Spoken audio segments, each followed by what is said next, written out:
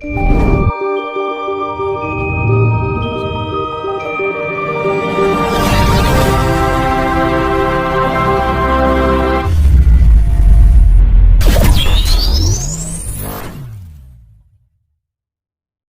Indra ingkang dipun suwun mugia Gusti ngandamel gesang maringi utawi pitedah ingkang saorse jejering urip nyawiji manunggaling kawula Gusti.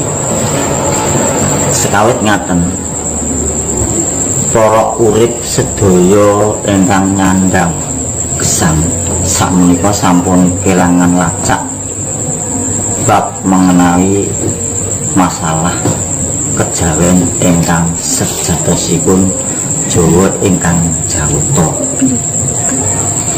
Sekawit ngaten Bapak kawi sedulur, bab ira-iran tatanan tiyang Jawi sing wedal sakmenika kathah ingkang dipun utawi dipun suwun etung sedaya Jawa masalah itu.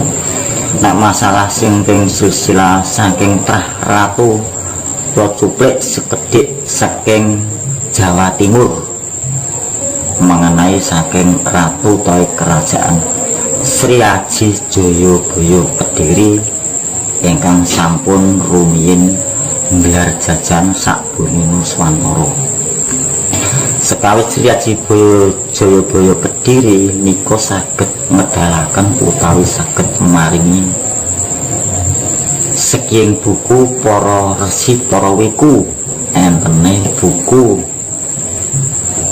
nggih enten sing didamel Among Tani, buku Bintang Jemur, buku Rangga Warsita, Sabda Nata Pantata ingkang direngkuh keraton saking Jawa Timur. Mila ngedalaken sedaya niku kathah ngelmu tasih dipun asta sepindah. Sakmenika tasih wonten namine pengklemunan sing asmanipun Sepi Angin. Lah Sepi Angin menika munculipun mboten saged diwastani utawi mboten saged dipun tiru nek urip menika mboten tah utawa mboten keturunan, saged miber sing tanpa lar, saged mletik sing tanpa sotak. Sakbadana niku sedaya ngedalaken dinggih perhitungan secara perdukunan sak bumi Nuswantara khususipun. Mila semonten diagem para siwiku sing ingkang ngasta perdukunan mbok inggih sadaya menika saged nyawiji guyub rukun anggenipun netepi rapah jejering urip bab masalah itu. Nek wedal dipetik sakmenika sampun cumanika dileberke utawi ngadhap saking Keraton Angkleng Darma. Menika tasih wonten silsilah sekiing urip menapa kemawon saged ngendikan utawi saged wawandikan wicara ingkang kados kula panjenengan ingkang saged ngraosaken utawi urip golong diligit tekad nyawiji marang kalih Gusti ingkang asma Aji Ginem. Dak Aji Ginem menika saged ngaturi sedaya kewan. Lah mila menika sampun diaturaken. Lah menungsa urip utawi tiyang gesang menika sedaya unjuk rasa. Upama sakniki nek kados rumiyin nggih nyuwun bantu supados sekian para urip tiyang niku nek nyambut damel rinten dalu sare niku saged lestari mboten prinsip utawi mboten blebeken nek zaman riyin niku sing saged matek utawi saged ngendelake niku saking Angkleng Darma. Lah Angkleng Darma menika pertapane tenggene Malawapati. Ngantos wedal sakmenika tasih wonten panggenan utawi saking sesingitan wonten mau mati punika. Lah niku seke sumber utawa seke ilmu tansih jangkep sing boten dijangkep niku Setyangin. Lah wedal di asta Angkleng Darmo niku sampun boten wonten ngantos dumugi Sriaji niki sing Brawijaya. Mila Brawijaya menika medhar nggadahi utawi keluwihan yang baik dijenengi Ratu Panah Jawa ingkang ngembani utawi ingkang momong menika Sabda Palem Nayaginggung. Kepanggih kalih Brawijaya intine boten narujuki nggadahi kepanggihan kalih Syekh Subakir manggenipun wonten Gunung Kidar. Lah ing sekawit wonten mriko sakmenika perjanjian ngantos 7 dinten 7 dalu boten enten kendhate. Lah menika boten saged dirampungi cuman nyuwun utawi supados saged nunggal wonten tanah Jawa nggih bumi Nuswantara dilirani sedaya saking atur Syekh Subakir diseseni kalih Brawijaya Majapahit nggih Ratu Panah Jawa. Ananging Sabda Palem Nayaginggung ugi nglirani dipun paringi wedal gangsal atus taun. Lah sampun kelampahan gangsal atus taun sakmenika agama Jawa utawa agama Buddha dipun suwun kalih Sabda Palem Nayaginggung. Perjanjian kala wau menika pasekseni sedaya sampun wonten.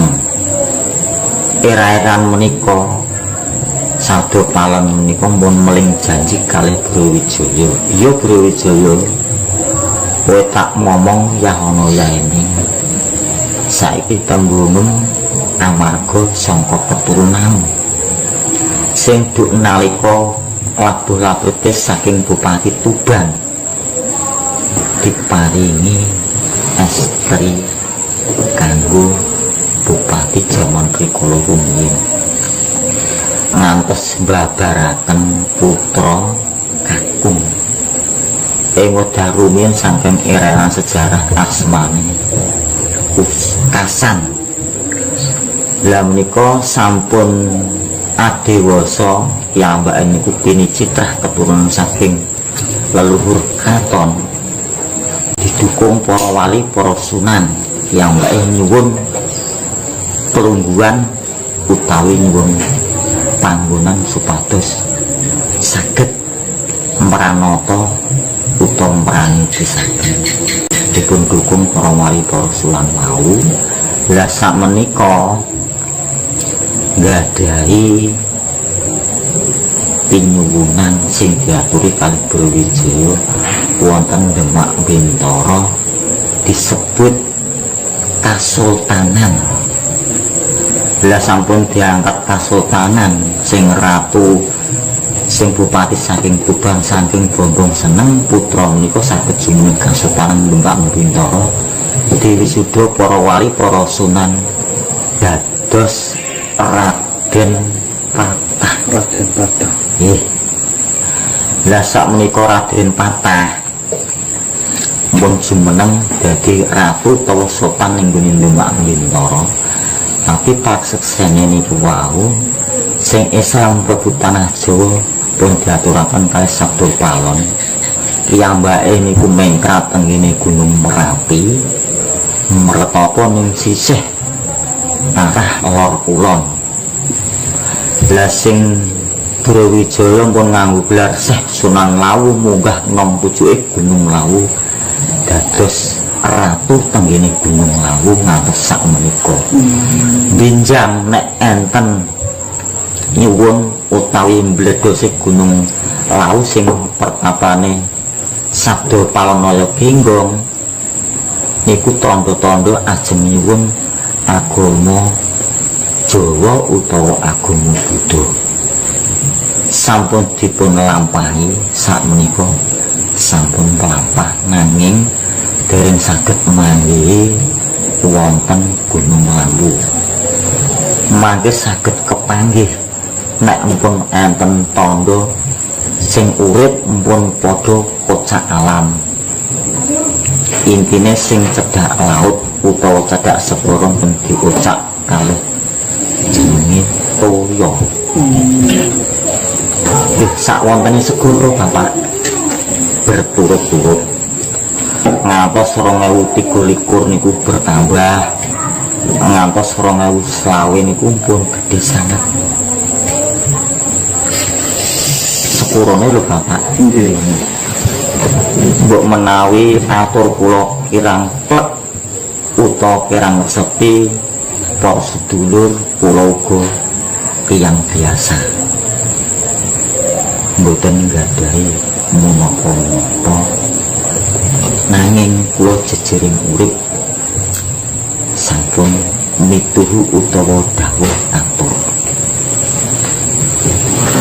Lah sekawit etangan ira-iran masalah etang Jawa saged disambung utawa saged dipelajari saka dina, saka pasaran, saka wulan, saka taun, sedaya saged disinaoni utawa dipun serat Sarbini Mbah Dani siap alias